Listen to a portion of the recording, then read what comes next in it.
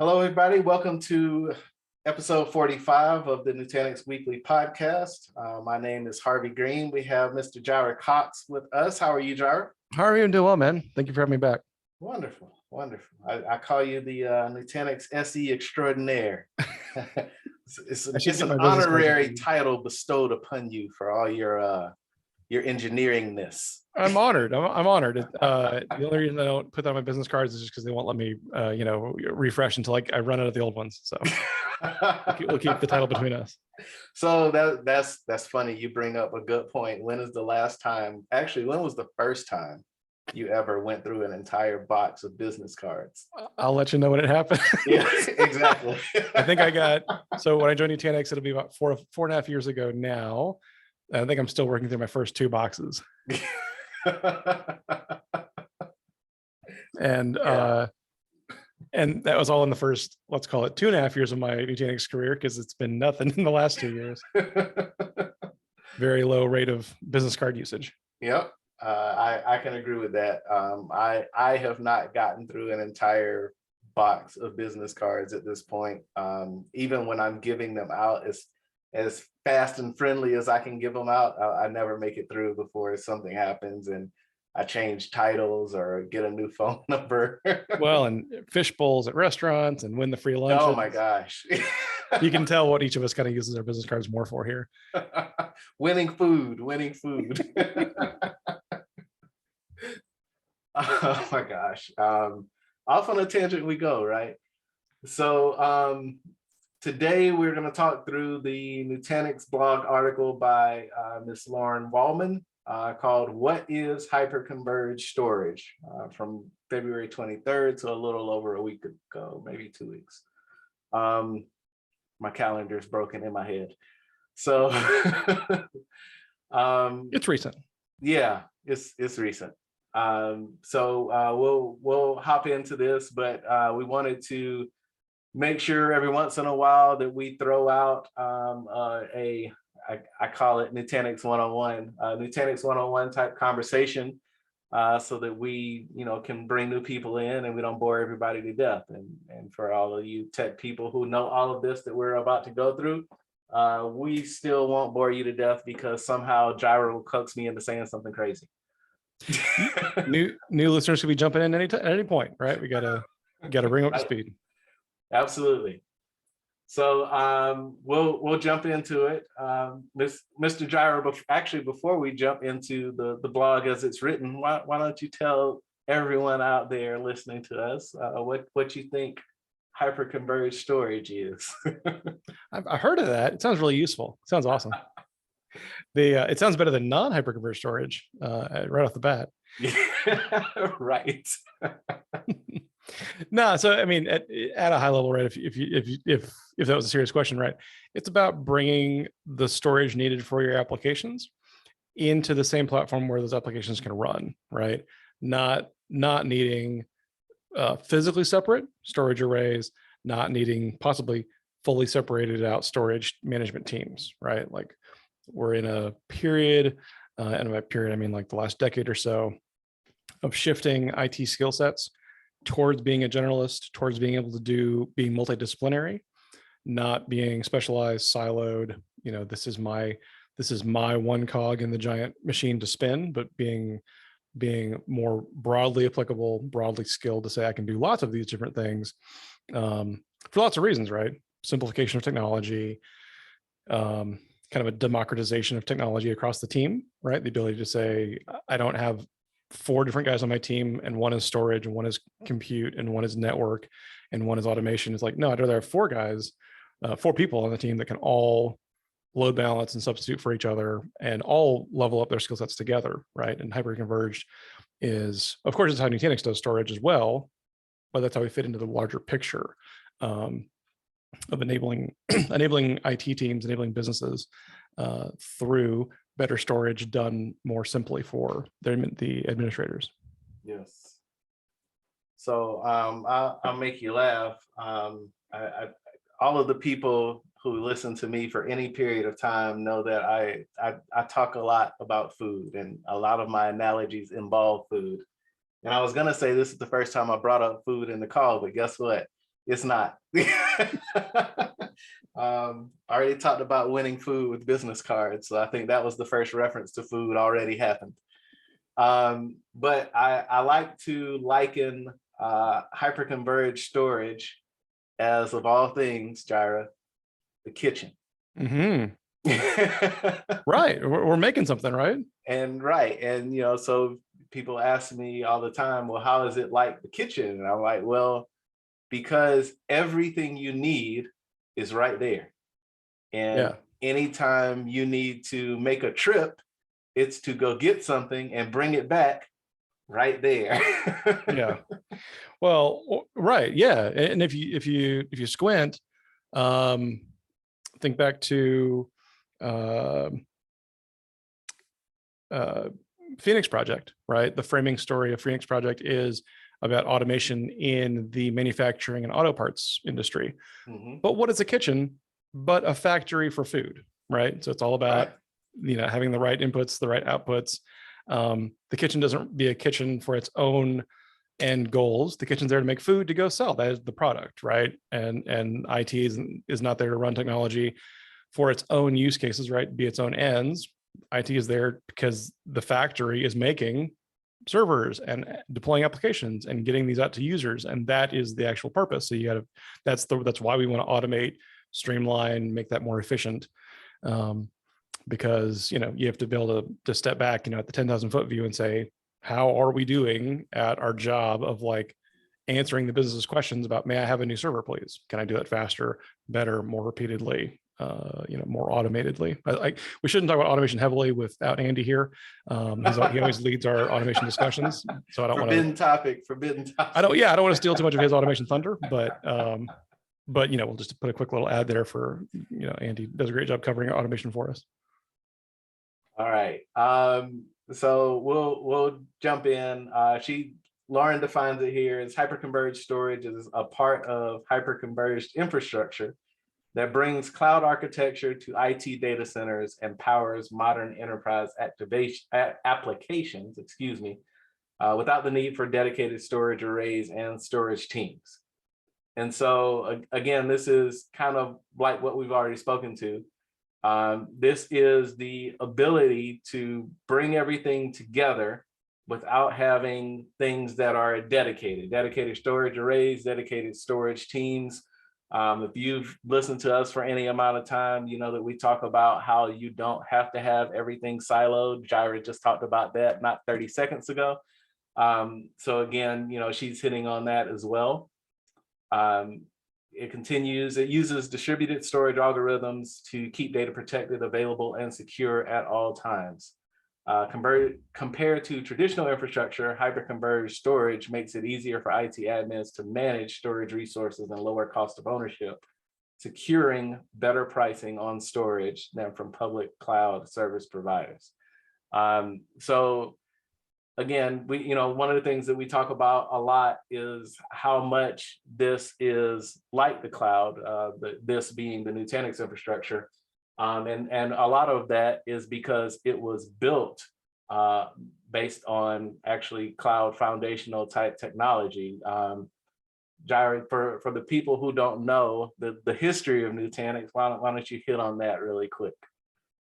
Yeah, I mean, in a nutshell, right? Some of our earliest stories go back to looking at things like public cloud providers and saying, how do they grow so large and scale so huge and offer these services to their customers, right? Around running virtual machines, offering storage as a service.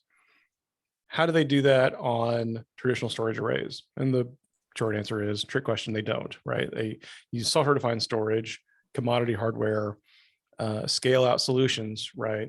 And primarily, actually, a lot of leverage of open source technology to build their own clouds, which then become public clouds, right? Because they're so huge, right? They're the big three, the big four.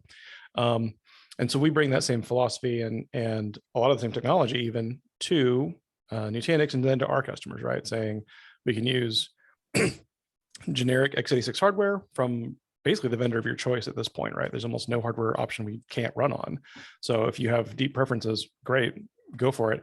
If you don't, well, guess what? Managing them all looks actually the same on Nutanix, because we can help you, automate and get that cloud-like experience across a broad number of hardware offerings, but then let you do what you need to do with storage for your internal customers, right? To be able to be successful. So I need resilient storage, I need expandable storage, I need data reduction, I need replication, I need snapshotting, I need recovery, all these things that that are actually possible even without enterprise storage arrays. They're doable in software, which gives you more scale out, more resiliency, better self-healing, more agility. Okay, great. So one of the other things too that I wanted you to hit on that you somehow missed in my little easy underhand pitch for Sorry, you you to knock teed me it out up. of the park, was kind of a little bit of the origin story around the people who founded it and why they founded it. What was the challenge they were trying to take care of? Well, obviously I know Harvey, but what Of course you do. But which part is it? We're gonna make sure that the audience hears here. So the piece around it being, we'll say, born out of the cloud. why where the people came from, those things. All right, you're missing all my hints, Mr. Jirah. Let the record show it's 4:50 on a Monday as we record this. That's no excuse. So no, just a piece around Nutanix being founded by people who were basically trying to solve the very problem that Jirah was talking through, being able to use cloud technologies to build out faster, based on being able to do that anywhere, not just cloud, but on-prem, but that they came out of the Google Cloud Platform type setup, and founded Nutanix on being able to have that flexibility to do those things internally and externally in public cloud. So but anyways, just talking through again, being able to take a lot of the technology and the flexibility and the, wow, I was going to make up a word, scale outedness. Oh, that's absolutely a word. We're making that word right now. The scaled outedness, right? And you still take me seriously in the conversation, right? But having the ability. Technically, there's no change in how seriously I take you in a conversation. I don't know what that says. We'll edit all of this out in post to make it sound like you and I are much more on the same page here. Yeah, I wish that was the case. But the ability to scale out so quickly, but also to the point that's made in the blog article as well, being able to scale out in granular increments, being able to do it largely, being able to do it, smallly. There we go, me and my made up words again. But being able to do it based on what you actually need, and not be, completely tied to, oh, well, I bought the extra large t-shirt size before, so the only way that I can continue to grow is by buying another extra large t-shirt. You've got the ability with Nutanix to be able to, buy the extra large t-shirt to start with, and then say, oh, well, I only need an extra small this time for this workload that we're adding. And oh, we just went through a merger and acquisition, and now I need 3 XXX shirts, right? You can still do whatever you need to do from that standpoint. And technically you're not even limited to t-shirt sizes. It is custom built to whatever you need to host that workload. So Jirah, apparently I'm talking way too much and my mouth is moving faster than my brain. I think we can all relate to, surprises hit, maybe it's a pandemic, all of a sudden you need way more 2XL shirts. Just me? Okay. That was good. That flexibility of what you need when you need it 100% is definitely there. That's right. That's right. Well, and I mean, and connecting that to the first sort of like major bullet point the article calls out about greater flexibility. Like we've helped a customer that was wrestling with like sort of internal procurement timelines and like how do I it's great that I can add on what I want to add on when I need it, but from the day I say I need it, it takes however long to actually get it to actually hit my data center, right? I'll come off the dock and get racked and powered on. We helped them get into a different motion of, well, until you make it a Nutanix node, it's just hardware, right? You can land that hardware at very low cost in advance. So with your next purchase, right, instead of buying 3 nodes, buy like 3 nodes worth of software and buy maybe 2 extra nodes worth of hardware. Let that sit there. And then you can apply licensing to it when you need to use it and expand instantly, right? So that ability to separate hardware and software, gain more flexibility, right? And be able to expand more rapidly and sort of let hardware go through the procurement process when it needs to, but also solve problems for the business. Very, very flexible. Yes. So we'll get to you've already kind of gone through them, Jirah. The bullet points that she's called out: greater flexibility, cost savings, and less downtime. You kind of already hit greater flexibility for sure. You really hit on cost savings as well, but I'll let you. Do you have anything you want to add to that, sir? Ironically, yeah, Britt, from the headlines, the call I dropped, the call I was just on to join this one.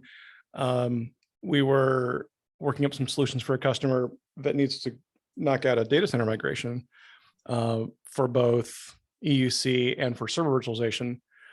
And with most kind of moves like that, right? You need some kind of swing gear or something like that to move the nodes you already own. And we actually were outlining what we can take back to them as an option to say, well, if you do this in a phased approach, right? Because they're already considering Nutanix, they already use Nutanix for EUC, they're considering Nutanix for their larger server virtualization environment. And it occurred to us like they could avoid buying even more hardware than they need by just phasing through that, right? There's no reason that the server vert nodes can't run desktops as well. So, very, very fun, flexible options to say, I can land these nodes here. I can replicate desktops to them, move over, then my empty EUC farm can go in a truck, go down the road, move to the new data center, and then evacuate those first nodes that we loaded up. And now they're free to go do the job they were built for, which is to go be my server vert farm. So that ability to sort of like recompose on the fly, add nodes, shrink nodes, but in this case, even like use that flexibility to translate into hard dollar cost savings was really, really cool to see and be able to employ as a migration technology. Yeah. So I'll hit on really quick on less downtime. This is one that I talk about a lot on the podcast as well. But Lauren's got it defined here as automated self-healing and parallel architecture compared to single redundancy with traditional storage arrays. And so my take on that, and my thing that I like to see and talk about all the time is with Nutanix, you've got and as you listen to the blog more, the podcast more, you'll hear us more, but just to give you a very, very rough, what I call a helicopter view, you've got multiple nodes that are all aware of each other. And so the self-healing portion out of that is because everybody who's participating on this team knows where each other is, we'll just say on the court, then it's not a big deal if one person falls down because they know where everybody else is. And so the other piece that's important to that is not only that piece of what happens in terms of the failure, but what happens in terms of normal business as well. When I talk about them being a team and everybody knowing where the other person is, the first thing that you should pull out of that is that everybody is working together. And by that, I mean, if you've got 3 nodes, then all 3 nodes are working together. If you've got 20 nodes, and all 20 nodes are working together. And so your ability to be resilient and self-healing is also increased as you add more to your Nutanix cluster. And so one of the things with traditional storage arrays that you may or may not have seen by now is they've got, you know, one or two team members most of the time that are aware of each other. But as you add more and more and more and more from a storage array standpoint or from a storage capacity standpoint, in a lot of cases, you still have those two team members. And so you're just loading more and more on their backs. And so eventually they either don't perform as best that they could, or everything else, you know, from what you're seeing, you know, is not as good as it can be compared to what happens when everybody is participating and everybody knows about each other. So, Jirah, you have anything you want to add to that?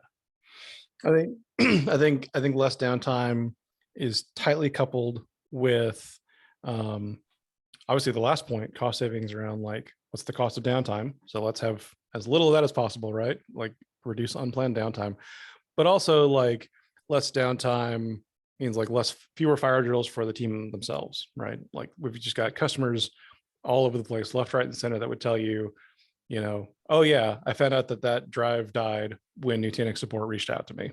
Otherwise, I wouldn't have noticed. It's a non-event, right? It's a boring, just another Tuesday kind of event. Now, maybe we should talk about alert monitoring, right? Let's use the automation available to us to say, hey, we can send you like a Teams message or a Slack message or a Zoom message, like which one are you on? We can reach you with that kind of alerting. But in terms of like your customers aren't screaming at you, that's a win in our book, right? Like how dare you ask me to do more? Do less. I'm with you. Like, let's not open Outlook, right? There's nothing good that comes from checking my email, but I don't mind being in Slack. Send me some alerts there, right? And so like plumb that automation up to say when this alert happens, fire it off and forward it over here to this connector. That's all native in Prism Central, but but yeah, like that ability to say, you know, it's a boring event, right? Oh yeah, okay, great. Like it's not if there's 10 drives in the cluster, we're not running in degraded mode with 9. No, let's reheal back to a healthy state of 9. And then when the 10th one comes in, great. That's a cluster expansion activity almost, you know. Yes. It's very boring, very routine. That's what we want from our hardware administration. That is exactly it. That is exactly it. And I told Jirah I wouldn't do it, but I'm still gonna do it. Nutanix for your sanity. Boom. PM. I mean, the days of having to pull your hair out because a drive died, or you know, all of that's over. You don't need to do any of that anymore. This is a self-healing architecture here. Again, everybody knows about everybody, but at the same time, you've got all-stars out there at every position. So if one of them falls down, I mean, it's next man up. Like, let's go. We can't allow for failure because, you know, we lose one. Everything's already designed for being able to lose one. And, you know, in some cases designed to lose more than one, or maybe an entire rack, depending on how big or small your setup is. So definitely helpful for having less downtime, because ultimately downtime is designed into it to be taken care of as a normal activity with the ability to self-heal, like we were just talking through. Yep. Then just to kind of bring it full circle, right? It's a storage platform that definitely initially 100% handled VM storage, but it's not so tightly coupled that that's all it can do. And that's what we've really seen out of Nutanix for the last couple of years, right? Definitely my whole time here, we've gone from like, you know, definitely virtual desktops to now virtual servers to, hey, now file servers to now object storage to databases, replication, and even like the one that's maybe perhaps the least intuitive, right? Like giant Nutanix nodes as my backup target platform, you know, kind of not what people typically first think of when they think of Nutanix as a use case in the data center, right. But why wouldn't I use that kind of less downtime, better cost economics, more flexibility architecture for basically any kind of storage that I want to throw at it? Absolutely. Now that goes under my category of what else can you do? There you go. Yeah, I mean, it's not it's great to have a solution that, fits one need, but when you've got a platform like this, I mean, it's like you get that in and you're like, all right, well, I got that one done.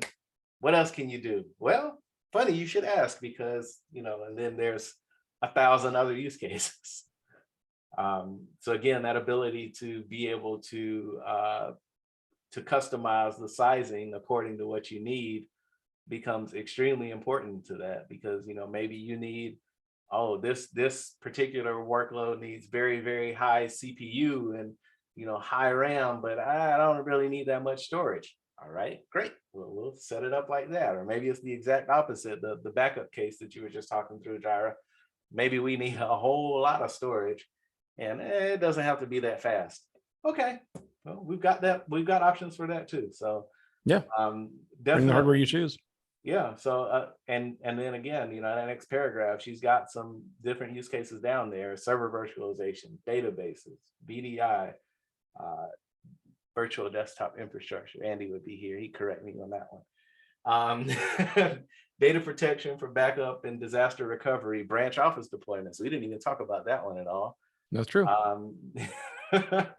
But again, just being able to have the flexibility of the platform and utilize it to your advantage. I mean, it's a huge advantage that you have there, coming out of what Nutanix is just already built in. So I'll get into the last paragraph in a sec, but Jirah, do you have anything you wanted to add to that? I'd probably be remiss to fail to say, like, why would I put all these on Nutanix? We've talked about a lot of technical outcomes, business outcomes. And the last one there, to go back to your point about sanity, Harvey, why wouldn't I cover all of these with like our best in industry support? Absolutely. Absolutely. Yes, we didn't even bring that up either. Again, goes under the category of what else can you do? Right? If we're talking about 101, why Nutanix, right? Like, right. When I can call the same vendor for my backup storage that I do for my primary smoke and database storage and EUC storage, that's pretty cool, right? That's one architecture, one team that I'm getting to know. And by the way, it's the best one in the industry. Right. And again, hitting on that first bullet point again for support, greater flexibility. Nutanix supports multiple hypervisors, multiple ways to build out the clusters, multiple ways to host it. I mean, that can be private cloud, that can be public cloud, that can be in a colo, a managed service, right? You've got all of these different options, and still, if you have an issue, you can call the same support number, no matter how it's laid out. And support will always start with you and meet you where you are and just continue along that path. So again, the flexibility there and the ability behind Nutanix and their support operation, the way they've built it out, you've got the ability to just call the same number, start with a ticket and a tech, and that person will just continue to work with you throughout what you have. And if for whatever reason they've got to layer in, another company for some reason, like a VMware, for example, they're making sure that you get what you need either way. Even if you call and that's what you had, right? They'll make sure that you're still moving from that perspective. So definitely support organization has been a star, and we continue to see it be a star. And that's why the ratings for Nutanix are so high. Great ad there, Jirah. So at the bottom here, to learn more about hyperconverged storage, you can check out the AOS distributed storage. And there's a link for that. There's also a Nutanix unified storage, and there's a link from that from the blog post as well. But as we always talk about toward the end of our blog post articles, you can test drive hyperconverged storage today on the Nutanix test drive site. So of course there is a link for that as well. But you can go out there, sign up, and actually start using this, and start moving through what it takes to use hyperconverged, what it takes to support it, what the console looks like, right? You can do all of these things. Again, what else can you do? You can do all of those things on the Nutanix test drive site. You can also feel free to give us a ring here at XenTegra, or reach out to me or Jirah. You see us, we're out. So we'll be happy to go through it with you, have some more customized conversations. How about that? To make sure that you get what you need for wherever your starting point is to wherever your finish point will be. Love it. So I clicked through the test drive site linked here from the blog post, and it says for a limited time, right, when you take a test drive, Nutanix also donates to a charity as well. So do some good for you, do some good for somebody else. I love it. Again, what else can you do? So that's great. I guess I don't have anything else. Jirah, you have anything else? Thanks for tuning in. I guess it's a wrap. We appreciate you guys listening. Definitely reach out to us with any questions, and we'll look forward to hosting another one next week. We appreciate you joining. Cool. Talk to you then. Yep.